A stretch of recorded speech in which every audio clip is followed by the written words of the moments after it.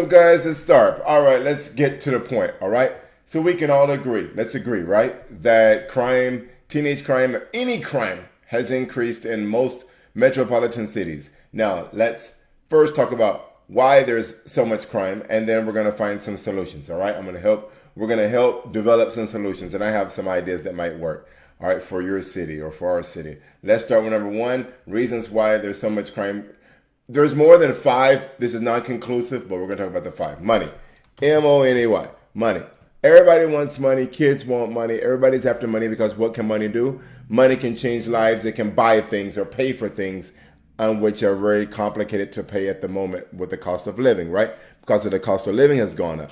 Number two, everybody wants to be famous. So people are knocking out and killing just for fame. Number three, revenge. Neighborhood beefs, all right? Neighborhood beefs. Neighborhood beefs are all over the place. There can be many reasons why people have beef with each other, but we're just going to put down revenge for right now. Number four, the kids are bored. So we're going to call that boredom. The kids are bored. There are not many things to do. And then number five, hate. H-A-T-E. Hate. People are just hating just to be hating, right? So that's another reason for crime, all right? Especially for gun violence. A lot of these cause gun violence, and we could put drugs down here, but drug is a known thing. So we got money, fame, revenge, boredom, and hate. All right? So let's go through each one of these categories. Money. Why is so much money needed? Well, everybody, the cost of living. Guys, rent has gone up, mortgages have gone up, the cost of food have gone up. Everything has gone up, right?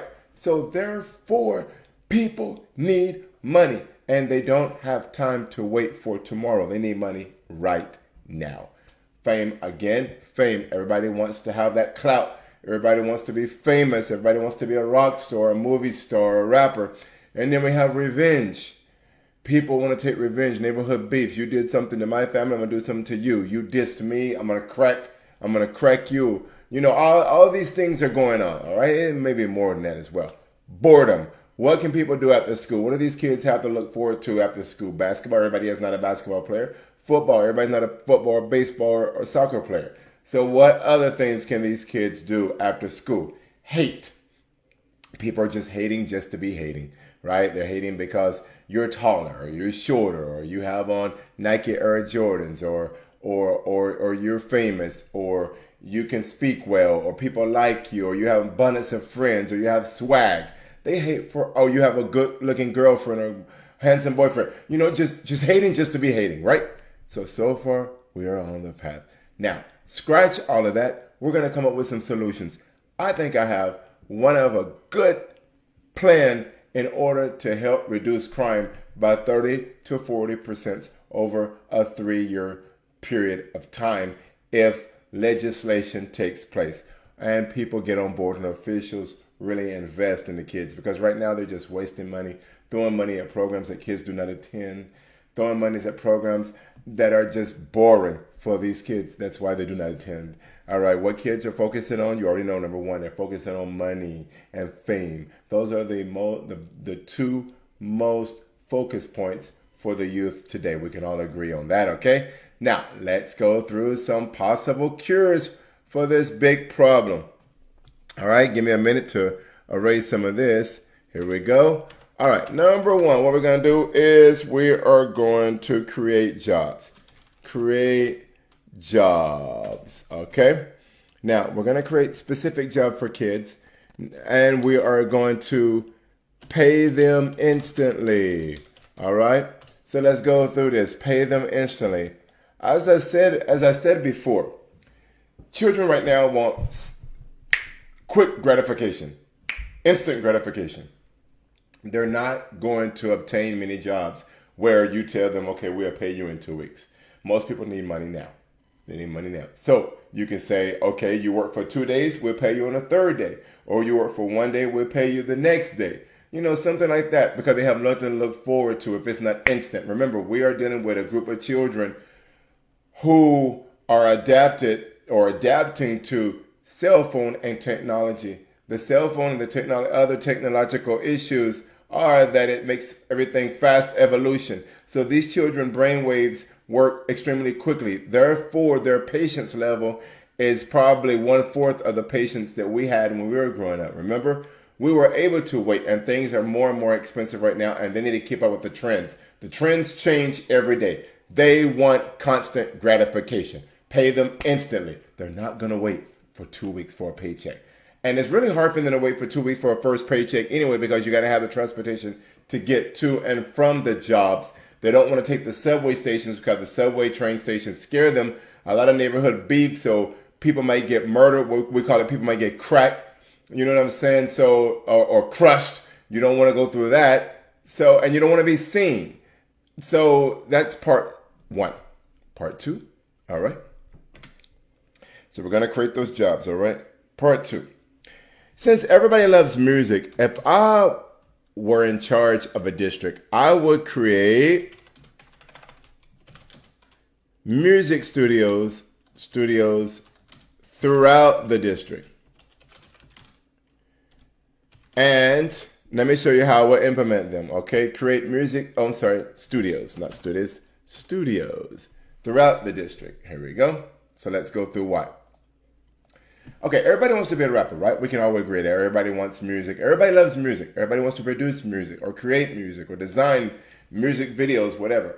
Let's open up more studios for these kids who are interested in music, but make it contingent upon some things.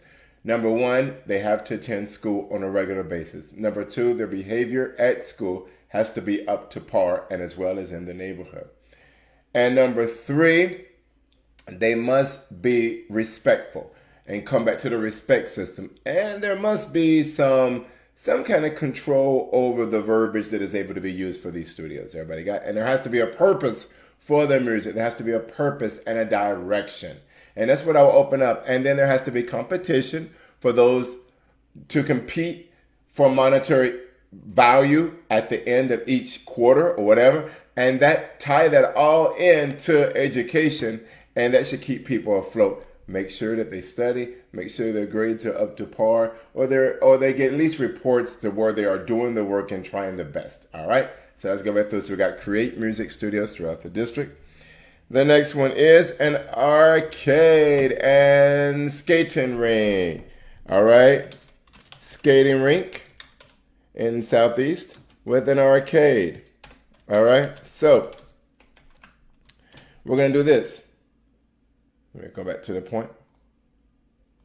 With a skating rink and an arcade, kids love video games, all right? So after school, they can easily go to the skating rink and arcade, make sure you have security, and then some guardians can actually participate and volunteer at these skating rinks and arcades. Basically, you're going to get some go-go bands to go back to the original form of DC, have go-go bands or have local artists to come in to perform for them with contingency of respect and commodity, meaning that there is no beefs at these places, arguments. And then you take lists. Anybody who commits an argument, anybody who commits a fight or any kind of act is banned for 1 year. Banned for 1 year. No exceptions. No appeals. You're banned for 1 year. All right, next. Let's go to the next one. D. D. Okay, you got to bear with me. I'm rushing through this a little bit. There we have, let's say basically, we have Gymnastics Academy, all right? Gymnastics Academies. Gymnastics Academy. As well as arts studios. Okay. What happens in an urban setting is a lot of people don't realize that we have a lot of naturally born gymnasts that like to tumble, to flip, to dance, etc. And we have a lot of artists, naturally born artists who don't even need instruction for this. But if we had a gymnastic academy or a sky zone in Southeast DC, that would give the kids lots of things to do and art and have them to draw art and have competition. And then within the art, you tie it in with school curriculum to where they draw artwork and they write stories about their lives and about their community that they can actually publish. And then the government or the local governments and counties and cities help students publish their arts all at this one setting, guided by many of the art teachers or everything. Extend the educational setting from the classroom to real life situations. All right. All right. Let's try another one. Hands-on. Instant gratification for mechanics, HVAC, which we have, plumbing, which we have, plumbing, welding, computer technology. All right, let's go through this.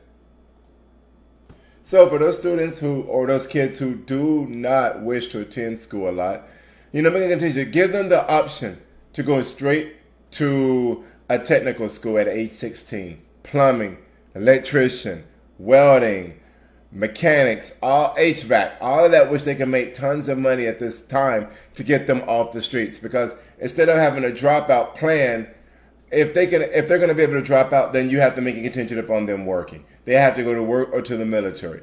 That's easy. You cannot just drop out of school. It should be contingent upon, going to a trade school or going to work. Also, tie it into driver's license. Throw in a driver's license program. Let these kids get their driver's license and teach them how to drive correctly and appropriately throughout the district. Make it part of a school curriculum. Give these kids something tangible to do, something to keep them distracted at all times. Extend school hours. And I would have all year schools. I would have all year schools to keep these kids. These kids today do not need a complete summer vacation of 2 months to 3 months to do nothing. No, that's too much downtime to get into trouble. Extend that time limit for school. And that's part of what I would do, and I'll make it uniform. All right? I think that's all that I have. But again, this is just part of it. This is just part of what I want to talk about. But like I said, let's review right quick. The number one thing is money. These kids love money. They focus on money more than anything. Make everything tied to money and they will perform. That right there, giving kids a different outlet, and let kids run this. Let students run these particular activities or run these particular facilities with pay. Just make sure it's instant pay initially, and then as they can become acclimated to getting a paycheck every week or every 2 weeks after that. But initially, they're going to need instant pay in order for them to even come to work. Hook up with some of the local hotels and let these 16-year-olds and 15-year-olds work with government contracts to help the hotels out or the restaurants out in the district or in your city or in your home. Just keep them busy. Keep them making money. Keep them making money. Now, again, this is not going to solve every problem. Some are still going to fall on the wayside and still want to do some street work, selling weed or whatever they want to sell in the streets. But it will give them an option, because right now they have no option. They need instant money right now. And why would you take a job that pays $13 an hour when you can sell weed and get $40 for 20 minutes or for an hour? You can get almost $100 for selling weed for $100 for a whole hour. Who's going to do that? So, but it's not that safe. The streets are just not safe regardless. Anybody can do a drive-by and all this. But these are some of the things. Make it contingent, like I said. Make it contingent based on school behavior, school attendance, and make it tie it into at least an effort. Everybody can't make an A. Everybody cannot make a B, but at least some effort. And then that would give them another option. Again, have a lot of contests, a lot of talent shows. Let the students or let the kids outside of here demonstrate all of their talents, because when you tap into children's talent, they do better in life and they want to be seen. These kids want to be seen. So give them a reason to display their abilities in a positive direction. All right. And let them perform at events in the district. Don't spend money on bike lanes and stuff like that all the time, because that's a waste of money, or on other stuff that we waste money on. Make it contingent upon the kids, and then let the kids, develop, create a new environment by putting them to work, helping them make their own money, and having less stress. And to give them something to look forward to each day in peace and in harmony, contingent upon good behavior. That's all I have for right now. This is a brainstorm plan. And if anybody want to work with me, just inbox me, contact me, and we can go through this plan together so that we can seal the plan and make it better, make it work. All right. Like I said, this is just a brainstorm, but it should help with that. All right. Until next time, stay tuned, stay healthy, stay good, and show a little love. Like we have way too much hate out there. Show a little love. All right. I am Tharp. I'm reporting in Washington, D.C. Have a good night.